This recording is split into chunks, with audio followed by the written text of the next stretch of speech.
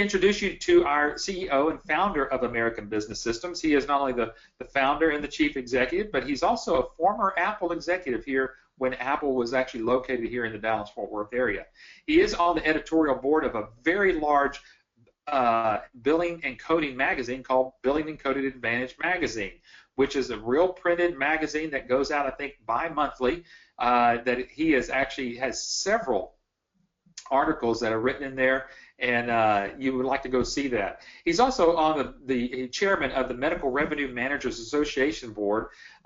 You'd like to find out more about that, again, get with your business coach, because once you come through training, that's the actual certification that you actually get as a medical revenue manager.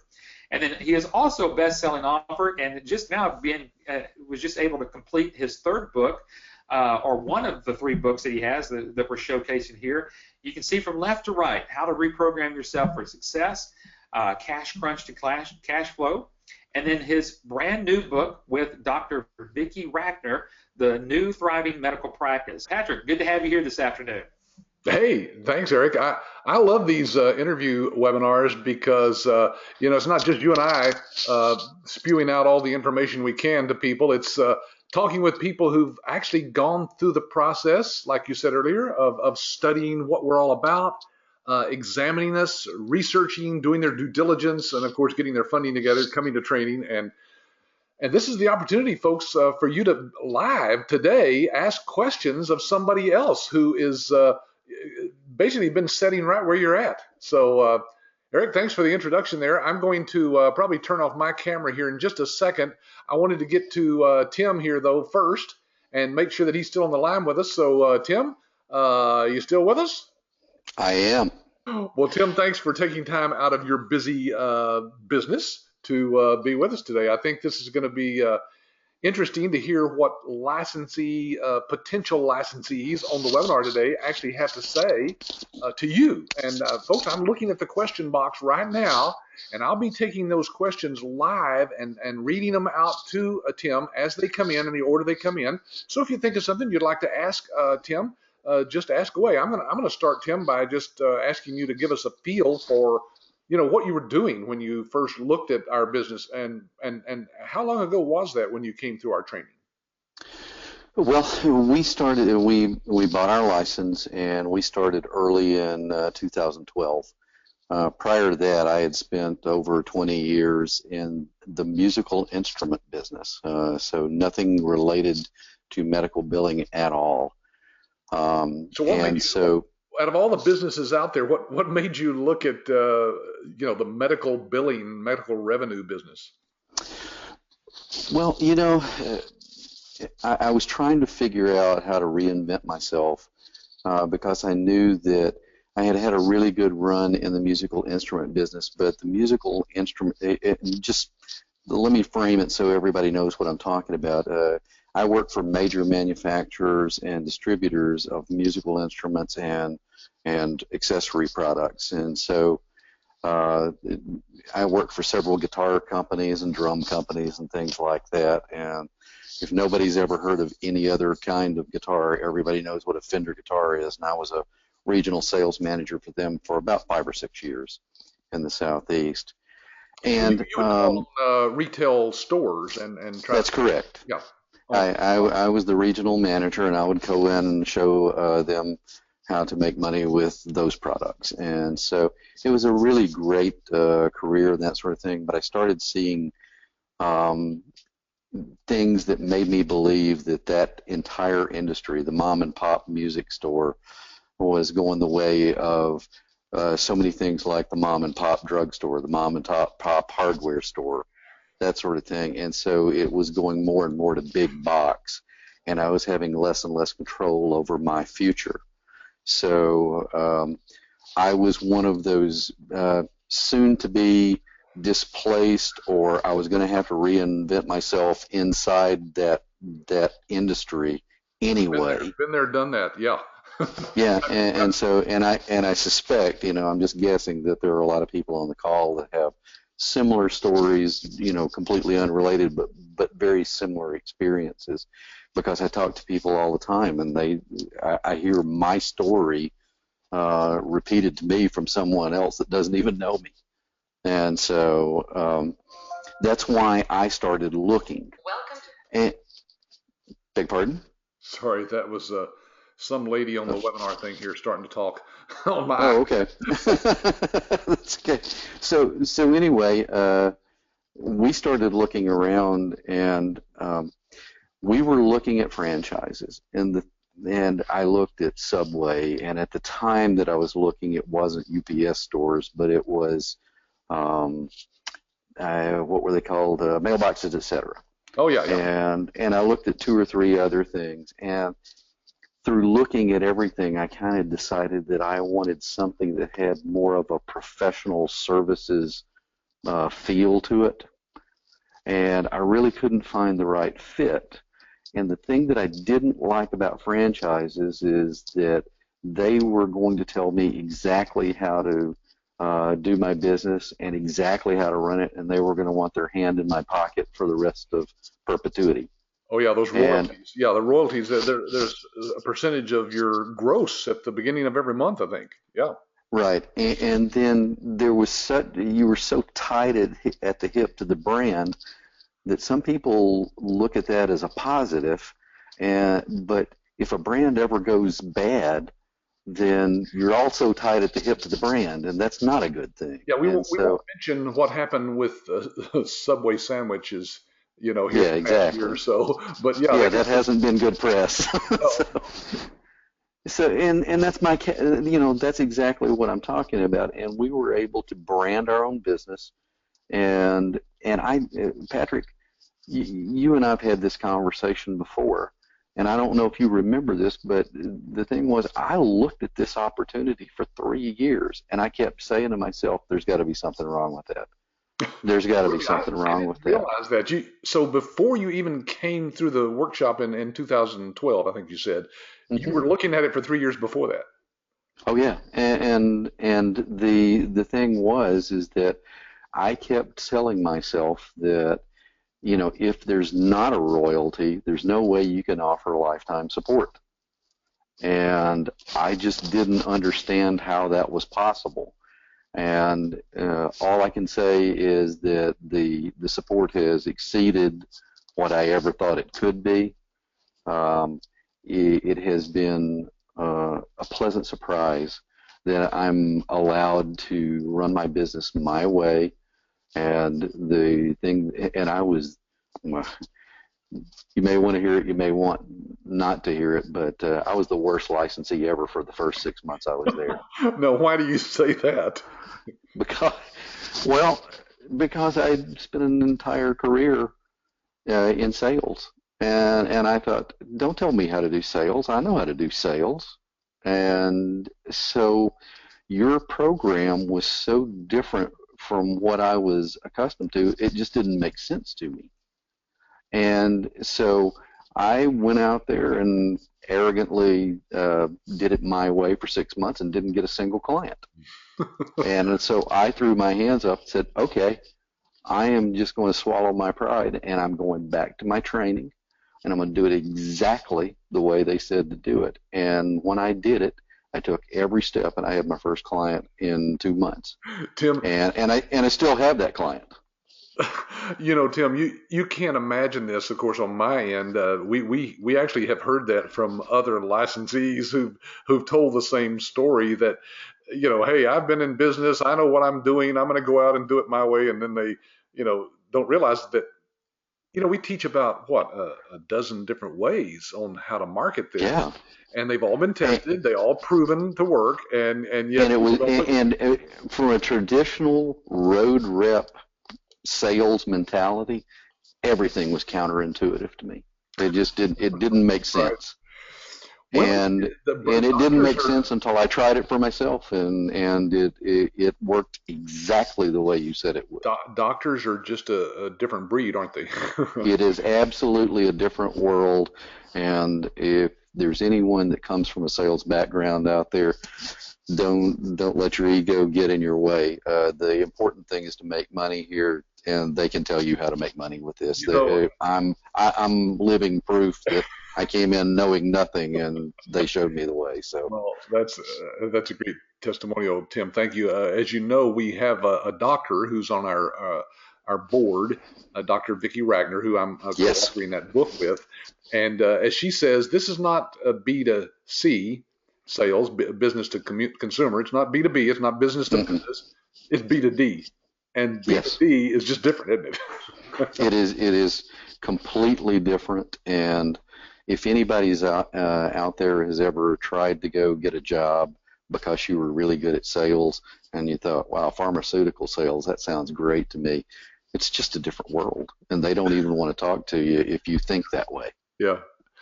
All right, so we're getting questions. They're coming in here, and the first one that came in was from Michelle. She says, I have no sales experience. How can I get clients? Do you have to be an extrovert? My background is accounting, and I just don't know if I have the personality to obtain clients. Oh, I think you have the if you have background in accounting, I think you're probably advantaged over someone like me who is an extrovert. I think that the physicians and practice managers really open up more to people who are experts in areas, and with the financial background, you're going to automatically have the skill set that you need to talk about financial matters and return on investment and things like that. And those are the conversations you're having, rather than, hey, look how nice and shiny this one is, and that's the truth. Speaking to your direct question, do I need experience in sales? I got to tell you, my experience in sales disadvantaged me for 6 months until I swallowed my pride and just listened. So, no, I don't think that is a drawback at all. Hey, Tim, I don't know if you can see what you're on there or not. Are you on an iPad or phone or a computer or what? I'm actually on an iPhone. Okay, well, then I'm going to show you a picture here that you sent me, and Ah, that looks like your far better half. yeah, that is my far better half. She's um, we're because of her, we're successful in spite of me. Yeah. So that's Robin, Robin. yeah, she didn't come down to training with you, did she? Or am I just She forgetting? did not, and I am extremely excited because we're going to fly out for your next licensee training. She's never met the ABS family, and I want to bring her out there and introduce her to everybody and meet the licensees coming in. But she's never seen the office. She's never been through training. I'm so excited. She's going to see what I got to see. Oh, well, that's terrific. The office is not much to see. It's just, desks and chairs and computers and a few people there, of course. But uh, The but the people are the training, important wow, the part. So training is it's something else, isn't it? that's right. Yeah. I just want her to feel the way that I felt because I came out of the training very energized and feeling like I could do this. If I had made a couple of different steps, I would have had a client in a couple of months right out of the gate. Uh, but we spent a lot of time setting up our business the way that we felt like we wanted it to be. And I got to tell you, looking back, I think that this business can be whatever you want to make out of it. If you want 100 docs, you can get 100 docs. There's no shortage of work out here. If you just want to have 4 or 5 docs and have it as a cottage industry to do something, just from home and do that, then you can do that. That's what I love about this business model. Yeah, and we have had licensees who've got, over 100 doctors, but, not the bulk of them. I would say most people just have a handful. I mean, they Right. replace their current income with a handful, and that's all they want to mess with, so I don't blame them. Right. We had people open offices. Do you still work out of your home? Oh, I don't think we'll ever work anywhere other than our home. That's great. Uh, it, yeah, it really is, and we love working together at home. You're there right now, aren't you, making this call? I Yeah. absolutely am. The reason that I'm on the phone, I came upstairs. We have an office built out downstairs, and that place is buzzing right now. we have 2 billing cycles per month, and so we bill our clients twice a month just to make it a little easier for them to write the checks. You know, so. So you're talking about your clients, your doctor clients that you bill for, because a lot of people don't understand how that works. And I would say most of our licensees probably have every other week they bill just to kind of keep up with everything. Yeah, it really keeps things manageable if you're billing twice a month. And so we normally bill on the 1st and the 16th. And so the 15th, it will be the end of the cycle, and that's coming up this Friday. So the office is just like cooking downstairs right now, trying to make sure everybody's got all of their stuff balanced and in order. And it's always a hub of activity the last 3 or 4 days of every billing cycle. Sure. All right, Tim, I want to get to the questions here that are coming in. Mark Sure. says, now he has 3 parts to this question, so I'm going to kind of break it down. First of all, does Tim do much cold calling? If not, what has the most successful strategy been to acquire new doctors? Okay. I do not do much cold calling. I did a little bit at the first, and I felt like it was not productive time spent. The absolute most beneficial thing that you can do is networking. And that was one of the things that I learned from class. I became a decent networker right out of class, but I became what I consider to be a master networker after we got a few clients. And then all it takes to be successful at this is to have one really happy client, and then they're going to tell somebody, and then they're going to tell somebody, and it becomes a real word of mouth thing. All you got to do is do your job well, and this thing will explode on you.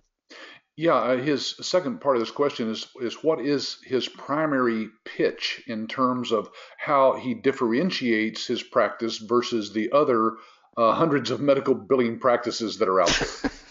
Well, the hundreds of others that are out there are pretty mediocre at best. We hear horror stories all the time when we're replacing another billing company. And we feel like that we have worked extremely hard at our craft and gotten a good reputation. And that reputation spreads like wildfire. Unfortunately, it spreads like wildfire if you're not good either. So yeah, it works both ways, doesn't it? Yeah. Better to be good. So. Yep. All right. Let's see. Mark says, how many doctors did you sign up to get to break even? I guess he means you earned back your $25,000 licensing fee. Well, as far as gross revenue goes, we earned all of what we paid in on the front end back with our first client in the first year. Yeah. By the way, you sent me a picture of that first client. I'm going to throw that up on the screen here too while we're talking. You want to tell us a little bit about that first client, maybe how you got her as a client? And Oh, yeah. Well, this is Dr. Mia Cowan, and Dr. Cowan is a board-certified gynecologist. And she was trying to promote a segment of her business that they were adding aesthetics like smart lipo and some other things. They did a group of aesthetic things that were all about wellness, and so her business was working on that, and she actually joined a networking organization that we were in, and we started talking and we started networking and that sort of thing, and we wound up striking a relationship, and that's really what it was. We built a relationship. And she said, I'm using a part-time biller who's billing at night that works at the hospital during the day, and my business is growing, and I feel like I need somebody that's a little bit more full-time. And we filled a need for her. Yeah, cool. And you still have her as a client? We still have her to this day. We signed her in 2012, so we're 4 years in now. Yeah, that's great. I mean, Tim, people ask all the time about, why would you lose a client? I guess if you just didn't do their billing or keep up with it and did a lousy That's job, right. you'd lose them, right? That's right. Yeah. I'll tell you what, they're very reluctant to change even when things aren't going great. And we found that also, even people that have somebody that they've been with for years, even though it might be less than ideal, man, they're reluctant to change anything. And so when you build your reputation with people like Dr. Cowan, who's been instrumental in spreading the word about us, um, then she just can't stop talking about what has happened. Because, I mean, from the first full year that we were with her to the second full year, her business or her collections, and part of it was us, part of it was the growth of her practice, but she was up almost double after our first year with her. Oh, wow. You doubled her revenue then. We doubled her revenue. There was so much that was being left on the table, and with a part-time biller, there was no way that they could follow up on denials and things like that sufficiently, because the person that was working for her was working at the hospital all day, and in order to work denials, you really sometimes you got to get on a phone with an insurance payer, and you can't do that at night. No. So. That's great. Let's see. Mark says his second part of this question he asked earlier about the break even. He says, what would you say the average total billing is for each doctor? Can you give us a feel for your volume and how many clients you have? Sure. Well, we're very tight-lipped about all of our business. But the rule of thumb is, and one of the things that our teacher at ABS Training taught us, was how to use a tool that allowed us to analyze what the billing would be before we even wrote a proposal. And so the billing, most of the billing is going to run somewhere in the neighborhood of $30,000 to $100,000 a month in the billing. And once you apply your percentage to that, my rule of thumb is every doc is worth somewhere between $2,000 and $5,000 a month to us in raw revenue. Yeah, that's what we hear from most of our licensees, is that that's why they literally say, well, we don't really need but a handful of doctors to replace our current income. Right. And the vast majority of docs per provider, they're going to be somewhere in the neighborhood of $30,000 to $60,000 a month. And specialties like chiropractors and physical therapy typically will be on the lower end of the spectrum as far as dollars per claim, but there'll be high volume of claim. And then a family practice will be a higher dollar per claim, but generally per provider won't see as many patients as a chiropractor will in a month. Oh yeah. And so once you just get the formula down, like we were taught at training, you can kind of make everything work for you, so that everything's your raw revenue is going to be somewhere in the neighborhood of $2,000 to $5,000, with the vast majority of it being $2,500 to $3,000 a doc. Yeah. All right. So that kind of per month. We can kind of do the math on that. Mark went on to say, how many doctors would you need to sign up to pull in 200,000? Net is what he's talking about for your company, in other words. So doing the math there, it sounds like if you can make in from $2,000 to $6,000 per doctor or something like that. Is that what you said? Yeah. Yeah. So even if it's an average of 3,000, you'd need you'd need 10 of those doctors or less. Yeah. Yeah.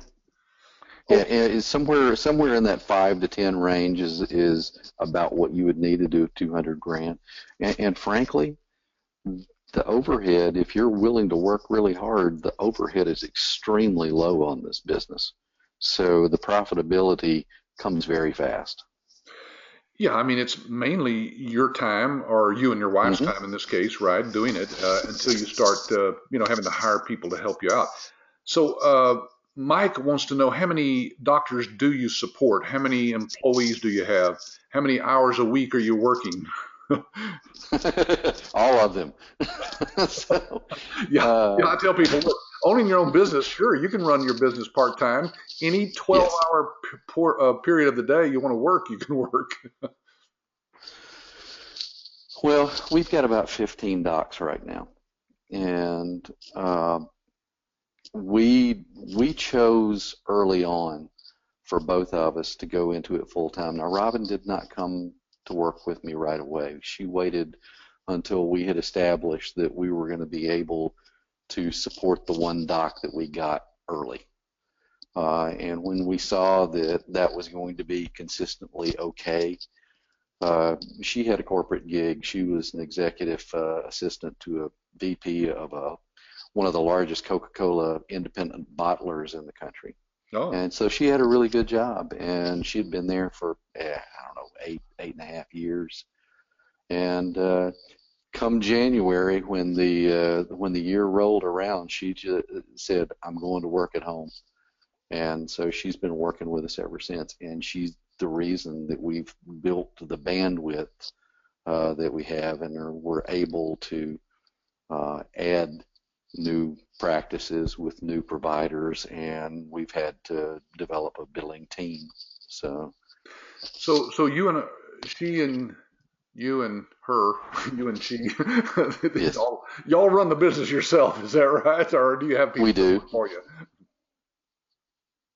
So nobody actually, Hello? employed anybody. I think I lost somebody. Oh, Tim, you there? Tim, no, nobody. Can you hear me? Tim, can you hear me now?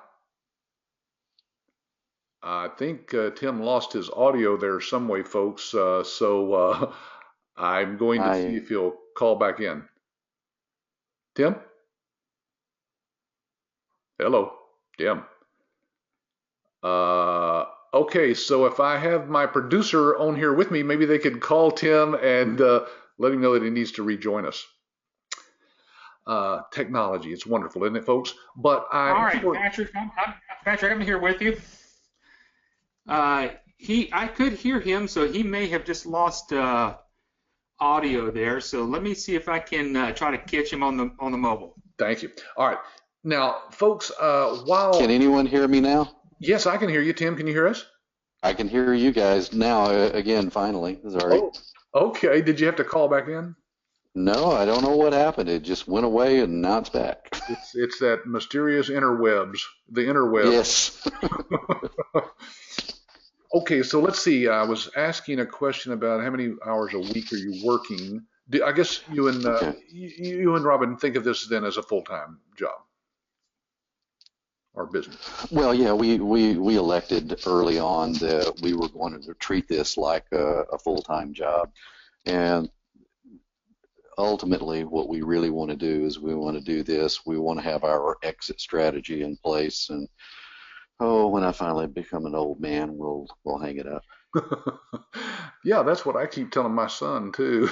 But I'm 67 and I don't feel a day over 80, so I don't know how long I'll be around. Okay, let me get to some more here. Here's another one from oh, the the third part of Mike's question was, is this job portable where you can work while on vacation? Have You you? better believe it. Anywhere you got an internet connection, you can do what you do. Yeah, yeah, that's right. Let's see. Mark says most, if not all, doctors are already using some kind of billing service, and there are a lot of medical billing companies out there. How do you pull doctors from other companies? What's the main pitch? Well, that's kind of where your networking comes in and being patient. you can get to break even probably with a doc or two, and then once you've got the doc or two, focus on them and do the best job possible for them. The word of mouth will get around pretty quickly. How do you get someone to switch from another company to yours? Let them get mad one time really, really good at their existing biller, and it happens more than you'd like to think. This is not a difficult business to get into. It's a really difficult business to be fantastic at. And there are so many people that are mediocre.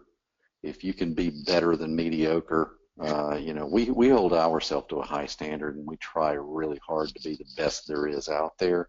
I don't know how good we do at that, but we're much better than average, and we hear it from every one of our clients. Yeah, that's really all it takes in today's world is you've got to stand out from a service standpoint, and you've got to get the doctor's revenue up from what it was for them to want to stay That's with right. you. That's why I love to hear stories like that doctor that you said you doubled her revenue. That's great news. I bet she's probably good friends with you guys. Well, she is, and here's the thing that'll blow your mind. How many times do you hear somebody doubled revenue and then had a really big year the next year? We were up another 60% the year after that, and I would have never. I mean, we said, hey, we're going to go for, and we finally leveled out. We had a 20% increase last year, which is the smallest increase we've ever had with her. Wow. But she's pretty darn happy with that. In a tough economy where people are having difficulties, growing 20% is a pretty robust growth. Yeah, I bet she is happy. Let me ask you, there's a question here from Jonathan that says, what system do you have to bill the doctors? Is it direct deposit? How are you able to keep a tab on the work that you're doing and getting paid for? Okay. Well, the platform, iClaim, has a really good reporting module, and we keep track of all of that. And all I do is like on after we close the last day of the month, and after we close the 15th day of the month, then we calculate all the collections. I print out a report that's based in Excel, and by the way, I think that if anybody's not well versed in Excel or at least Google Sheets or something similar, I highly recommend that you spend some time getting to understand Excel, understand pivot tables, things like that. It's really helpful. And we take all of the numbers out of there and we plug them directly into QuickBooks. Now, from QuickBooks, I got an invoicing program called Invoice Ninja.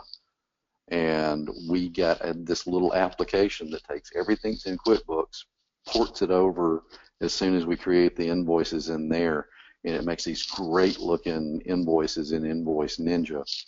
And it even has a button on it that says Pay Invoice Now, and you can connect that to their bank accounts, and they can pay directly from ACH transfers if they want to, or they can pay with debit cards, or they can write a check and mail it to you. But we're pretty good about saying, okay, here's your invoice. You have so many days to pay, and if you don't, there's a late fee. And we've kind of trained most everybody to pay on time. Yeah.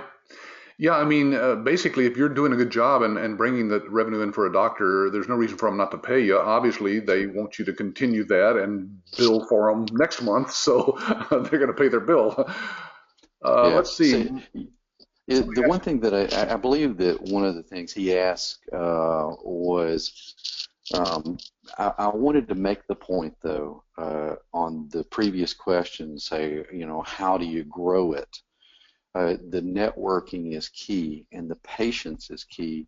You have to position yourself as an expert in the industry, and you're not going to do that without putting in a significant amount of study time. And if you're going to make a real success of yourself, then you want to take this and say, I'm going to be the best at this that's ever been. And that's how Robin and I have done it. We've studied. We went to every webinar known to man.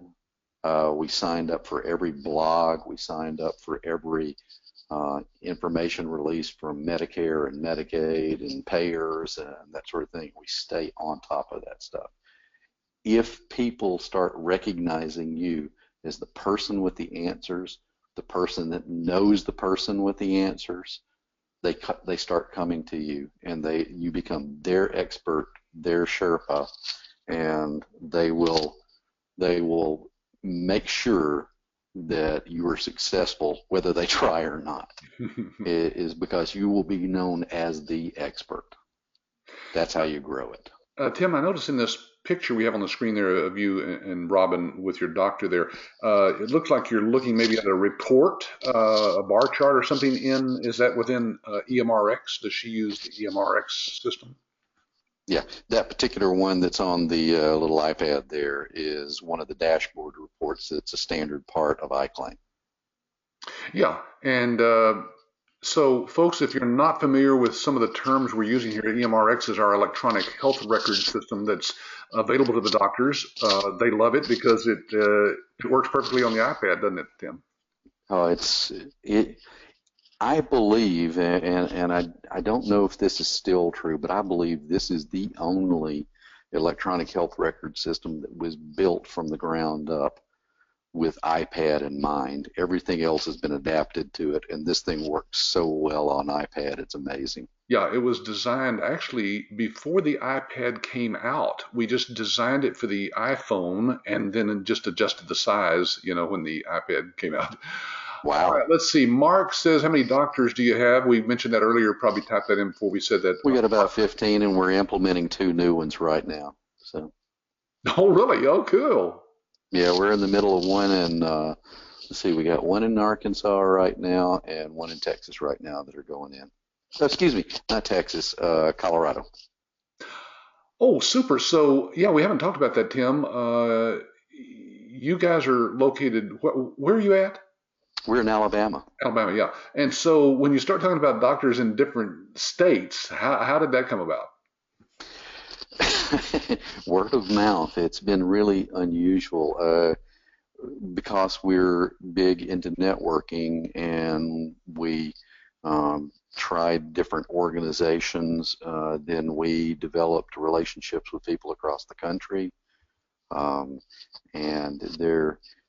we're very near Birmingham, Alabama. We're about halfway between Tuscaloosa and Birmingham, Alabama. And Birmingham has a big teaching hospital there, the University of Alabama, Birmingham. And so that allows us to be there are a lot of physicians and people that come in and out of there constantly. And we've wound up being part of networking organizations that know everybody. I got to know the guy that runs the oncology research center over there. And every time somebody's in town, he also happens to run a group called the Birmingham Business Leaders Roundtable. And so we joined the Birmingham Business Leaders Roundtable, and we went and we watched people speak. We shook hands, and, a new client came out of that. You just never know where they're coming from. Right. And it really doesn't matter that they're not local, right? Because you do everything over the web anyway. That's right. We only have a handful of clients that we've ever met face to face. Yeah, isn't that great? Technology is just wonderful nowadays. Well, even what we're using right here is just amazing what we're able to do. Okay, Bob, I got to get through some of these questions. We're 15 minutes away from the hour, and so here's one from Bob. He says, "Can you honestly tell us what support you have received from the ABS staff?" Well, not honestly. No, I'm sorry. I couldn't resist. Don't be honest. Okay. It's been really great. The type of support that I needed. I had my support rep that I spoke with mostly kind of talked me off the ledge when I was trying to do it my way. And he said, just think it through. This is a different type of selling. He got me kind of pointed in the right direction. So it was like part support guy, part therapist, that sort of thing. And he got me to think a different way and say, just go back to the basics, try it our way, and that sort of thing. And he encouraged me, and it paid off. Then when I got an opportunity to do an evaluation and analysis of a practice, he walked me through that step by step. And we were able to figure out how we could be profitable. And so he helped me, and we built our first proposal together. And once we got our proposal accepted, then he helped me to get the contract put together the right way. He made sure that I didn't leave money on the table. He made sure that we didn't leave liabilities on the table in the contract. And he told me what reports to use to invoice my client. And I don't know how much more he could have done than that. Well, that's part of why we set the company up the way we did, Tim. As you know, we make money on the back end of the transactions and so forth that go through the system. So we want you to make a lot of money because that makes us money, and that's the American way, isn't it? Yeah, and I guess that's why I really looked at it for so long, not understanding how you made money to keep supporting us. And once I figured that out, that made all the sense in the world to me, and the support's been great. Well, thank you. I appreciate that. We've been here 22 years. We're going to continue with that support. Hey, Michelle says, have you had any need for one of your doctors to come to your office? No, they don't want to come to me. No. They want me to come to them. Right. And that's why we never, we spent the first year or so with one of those UPS store addresses so that we had a physical address, but we found that nobody cared, and they always wanted us to come to them anyway. So if I ever get to a point where our company is so widespread with so many clients that we have to do meetings off premise from their practices, I'm going to do one of those Regis offices. I want to do one of the nationwide plans where we can go into any Regis office and, use it for the day. Yeah. That's the greatest deal on the planet. It is. I've heard a lot of good things about Regis. And even your local hotels sometimes will let you meet in one of their rooms. Your bank probably has a conference room you could meet in. There's lots of places. Okay, Mark says, how many coders do you employ? Now, maybe we should address that need for coding. How much did you have to know about coding, or do you have to know? We have 0 coders. We have 0 need for coders at this point in time. We found a tool called supercoder.com. What it does is it gives us novice billers that don't have any coding experience, it gives us a resource tool where you can learn. That's a good tip, Tim. You probably heard during the training, of course, we give a lot of resources out, yes, including the Supercoder now. So that is one of the things that we're recommending.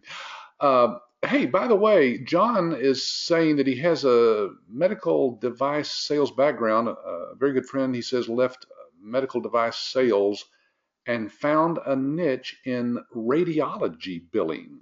And is what is the niche with ABS?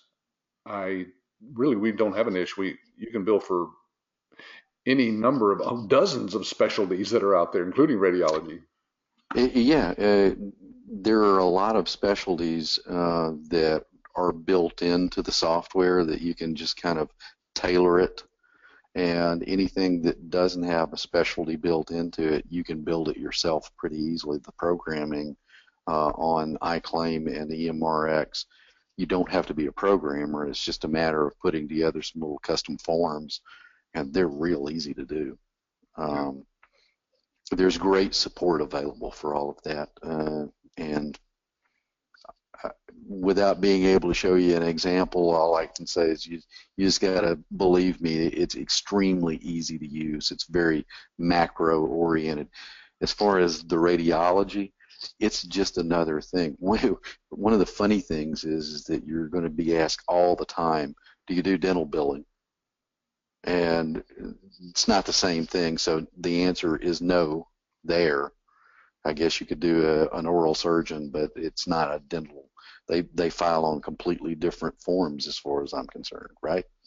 Yeah, they have very few clients, patients compared Yeah, to doctors too, and not many people that's have right. dental insurance. You know.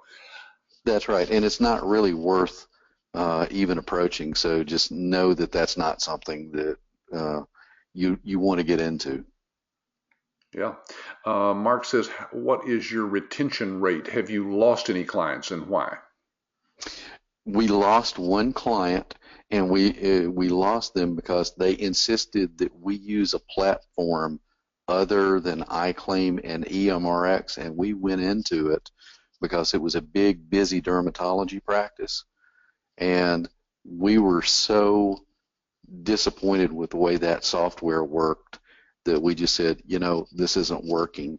And they said, yeah, this is not working for us either. And we mutually agreed that we were not going to do that together because they weren't switching to a different system.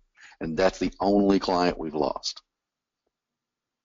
Yeah. Again, if you're if you're doing a good job for them, they will stay with you forever, as far as I know, unless they die or retire. Let's Uh, see. we did work with some other platforms just because we became pretty good at billing. And the ones that we worked with that had a platform that was not iClaim and EMRX, we converted them all except for that one. And I'm going to tell you, hands down, this is the best platform we've worked with. Yeah, you'll find a lot of different software platforms out there that the doctors are using, and a lot of them are just server-based, which means all of the data is stored there on their hard disk, right there in their office, which is that's scary to me with all the HIPAA Me, rules and regulations and so forth. I would rather have it out in the cloud, backed up me on a too. regular basis like ours is. Me too. Let's see. Johnny asked a question here. It may have been related to your doctor we had on the screen a while ago. Do you bill and collect for this client? Well, You obviously as bill and far collect. as far as collections, let's just talk terminology for a minute. Collecting, if you're talking about chasing people that won't pay their bill, that's not what we do. We're more than happy to send a collection letter out if it's needed, but calling people up at the dinner table and saying, "Hey, you owe us $300 because you haven't paid the doc," that's not what we do. And everybody that we've gone to work for, it seems like that the only really uncollectible stuff or the hard to collect stuff is the stuff that we took over when we took over the client. Yeah, that was old stuff. Yeah. Really, really old stuff, yeah. Or if it fits, if the situation fits, we have a service, of course, called Quick Collect Yes. that collects for the doctor, and it's not a collection agency, and it's a little bit softer, but it's a very effective tool. Yeah. It Okay, certainly is. Rick, let's see. Rick is asking a question. How many employees, in addition to you and your wife, do you need to service your 15 accounts? Yeah, we have 3 people that are working with us. Our rule of thumb is, depending on the practice, we have about 15 docs right now. Everybody can handle 3 to 4 docs easily. Yeah. Let's see. There's a couple of questions here about if a doctor already has an existing EHR. Daniel is saying, is the conversion path from another system to ABS relatively simple? I guess that could be just, if the doctor is using some other billing system, how do you switch them over to our system? Well, there's a lot of technical things that I could go into that's just beyond what we should talk about here, but um, your engineering team, your data migration team will handle all of that for you. Now, there are costs associated if you want them to do it completely for you. Yeah. But that's just something that you build into your proposal in the front end. Every EHR out there by now is supposed to have the ability to talk to every other EHR via an HL7 connection. So via that, you should be able to get all of your data pulled over if you want it all pulled over. Yeah.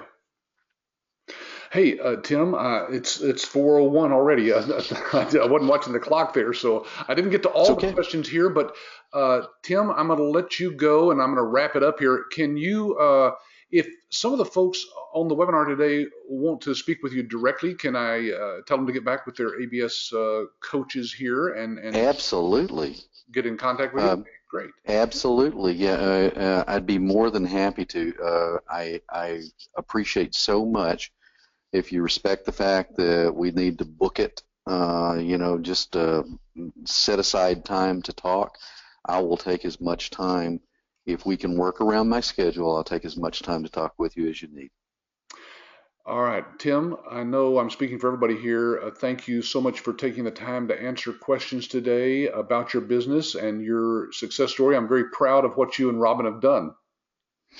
Me too, and I'm really looking forward to getting Robin out to Dallas for the next training event.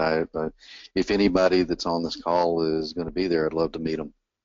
I love doing things like this because I want to pay it forward. I feel like that I got a real opportunity to reinvent my life, and this was something that allowed me to control my destiny. And I didn't feel like in corporate America I had that luxury anymore. Somebody else was in control of my life. Now just the medical claims are in control of my life. So right. That's all. Thanks very much for having me, Patrick. Good. Thanks again, Tim. All right, folks. Thanks, everybody. I appreciate it.